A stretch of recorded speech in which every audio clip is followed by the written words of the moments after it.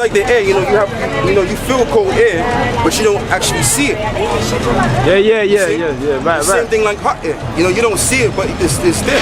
So it's the same thing with the Most High. Although the Most High is not there physically, but He's there spiritually. Right. You see?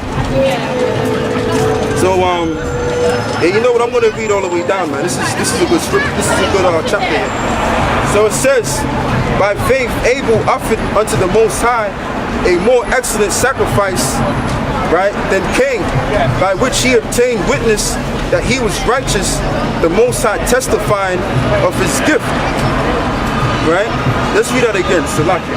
By faith Abel offered unto the Most High a more excellent sacrifice than Cain, because when you read it, when you go back to Genesis the 4th chapter with Cain and Abel, now Cain, right, he didn't give the proper offering.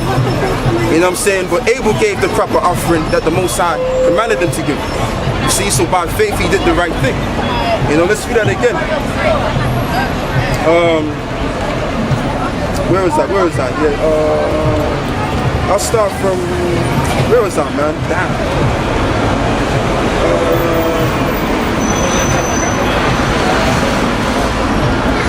Right. So it says this, Hebrews 11:4. By faith, Abel offered unto the Most High a more excellent sacrifice than Cain. Read loud. Salakia. So it says, by faith, Abel offered unto the Most High a more excellent sacrifice than Cain, by which he obtained witness that he was righteous. Right? The Most High testifying of his gift. He did the will of the Heavenly Father. Right, because he did, absolutely. And that was, and the only thing he had to do was give him, the Most High asked Abel to, give him the sacrifice. The sacrifice of the fruit. So like Cain sacrificed the fruit and Abel gave him the proper sacrifice that the Most High commanded him. But he did it by faith, and it was excellent into the eyes of the Lord. So it's like us, it all goes back to us. Because we're doing the will of the Heavenly Father. We're doing what the Heavenly Father commanded. We're not thinking twice about it, if it's good or should I not do it. We just out there doing it anyway. You see? So it goes on to say, so it goes on to say, right? Hebrews 11, right? And 4, once again, by faith Abel offered unto the Most High a more excellent sacrifice than Cain, by which he obtained, right, witness that he was righteous, the Most High testifying of his gifts, and by it he being dead yet speaking. By faith Enoch was translated that he should not see death, and was not found because the Most High translated him. For before his translation, he had this testimony that he pleased the Lord. So he believed in that testimony of Enoch. I don't know too much about Enoch, but I'm going to have to read up on that. You know what I'm saying? But, in fact, it's in Jude, the book of Jude. Enoch speaks about how he even prophesied even way back then that the Lord in the end times, which is the times we're in now, was going to come in them chariots, man, and destroy all the disbelievers, man. Oh yeah, yes, next in Revelation. Before Revelation.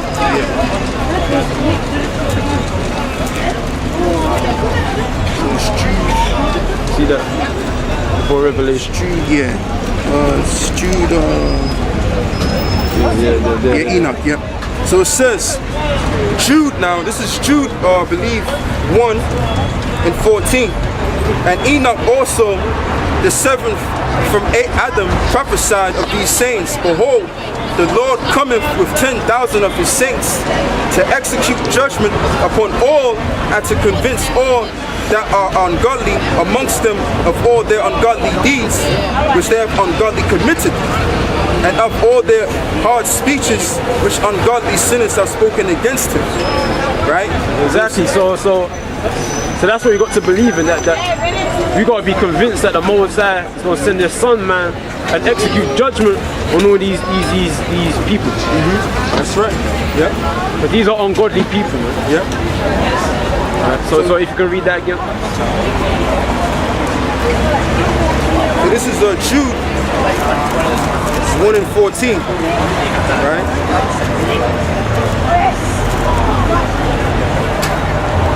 right on up. So this is Jude 1 and 14.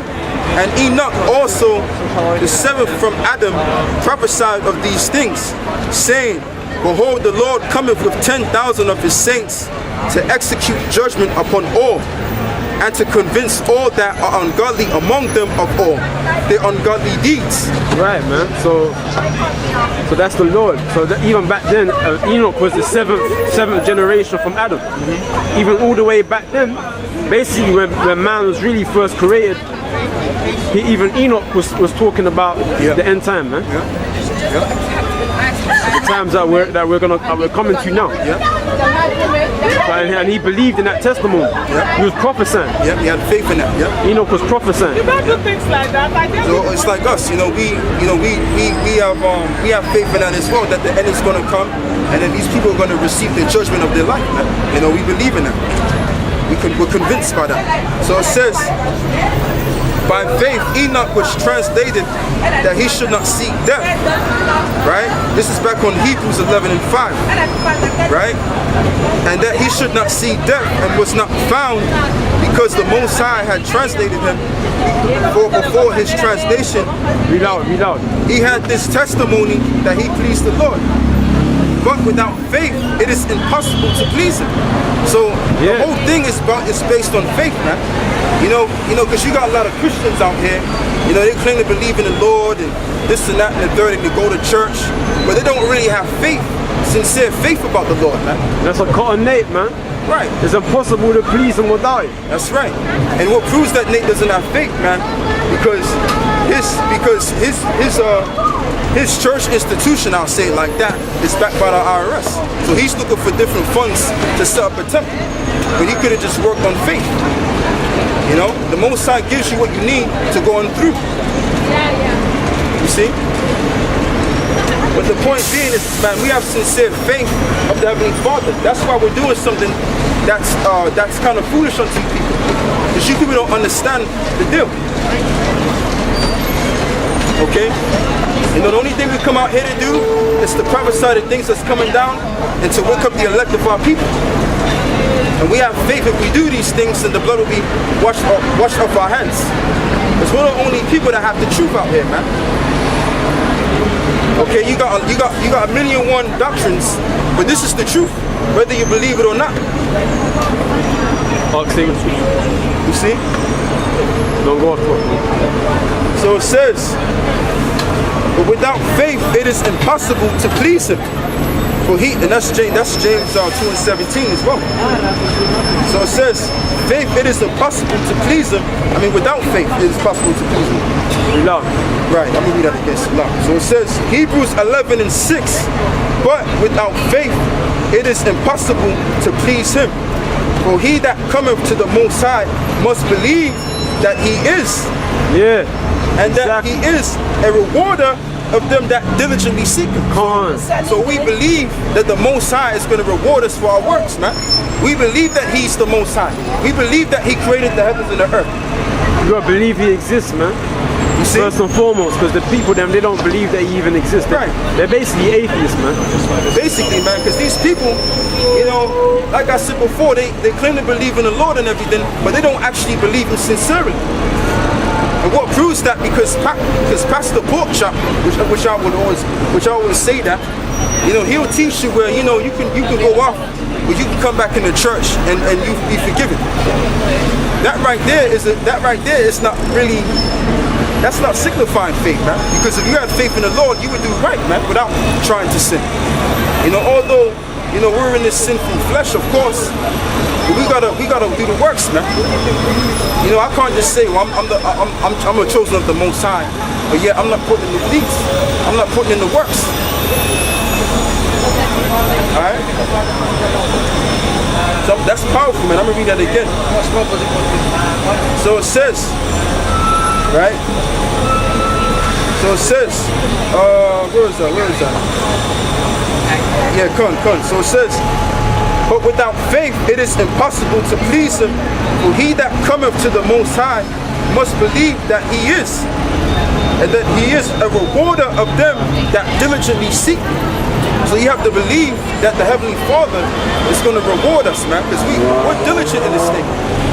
You know, we're diligent in the scriptures, in the Bible, man. That's why we come out here week after week, man. You know, we're here from 2:30 all the way up to like damn near 10 o'clock if the Spirit wills. And when we're at home, we're doing biblical study, man. Bible study. And then what we're also doing is we're watching the news and we're filtering it through the scriptures. You see? Because we believe and we have faith that these things are going to come to pass. Alright? And it is coming to pass. It is coming to pass. So it says, Loud and clear. by faith, Noah being warned of the Most High of the things not seen as yet, moved with fear, prepared an ark to the saving Moved with of his fear. house. Moved with fear. And that's another thing. You see? It's That's two why things. Nate don't fear nothing, man. Right. He doesn't fear nothing, man. That's why he will say that the name of the Most High is not important. Yeah. The name of his son is not important. Yeah. You got certain guys, they're deliberately wicked because they're not moved with fear. Yeah. They really don't see him who is invisible. You know what I'm saying? That's right, man. That's right. You know, there's two things. There's two things. You either fear the Lord and have faith, because if you fear the Most High God, you're gonna do right. But if Timothy Porkchop is teaching you, you know, it don't really matter. God is all love. Then you could just basically do whatever you want to do, man. And that way of thinking that he's planning your brain, he's gonna lead you to destruction, man. Read that verse again, yo. That's powerful, man. So it says, by faith, Noah being warned of the Most High, the things not seen as yet. Exactly. So we was warned by our elders. Right. Our elders told us, man, and we was moved by fear. That's why we came into the truth, Yeah. and that's why we're preparing ourselves, man, by coming out here in the streets, you know, and diligently seeking our own salvation Yeah. with fear and trembling.